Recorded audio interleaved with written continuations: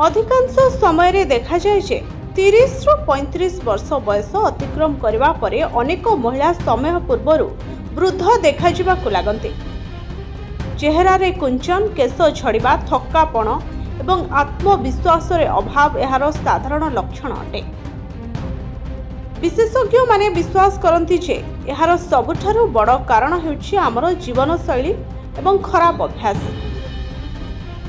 एने विशेषज्ञ कहती जदि महिला माने किछि छोट छोट कथा प्रति ध्यान दियंती एवं क्षतिकारक जिनिसरु दूरे रुहंती तेबे समय पूर्वरु आसुथुबा वार्धक्य समस्यारु सहजरे रक्षा पाई परिबे।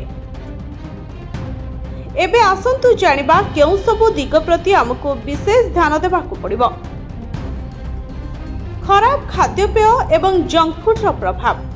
आजिकाली फास्ट फूड एवं पैकेजिंग फूड रो खाद्यर चलन बहुत बढ़ी थाए। एथिरे थिबा अधिक तेल, मसला, लुण एवं प्रिजर्वेटिव शरीर कोषगुड़ी को क्षति पहुंचाए।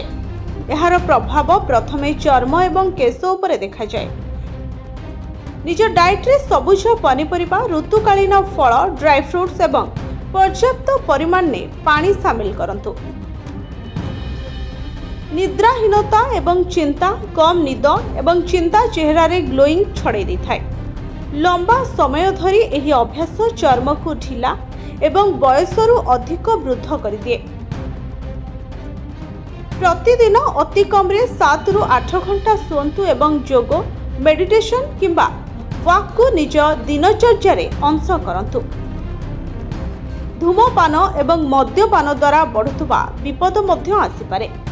धूमपान एवं मद्यपान शरीर रे टॉक्सिन बढ़ाए जहा द्वारा चर्म डल एवं रुक्ष होता है। Bureau report, STV Odia.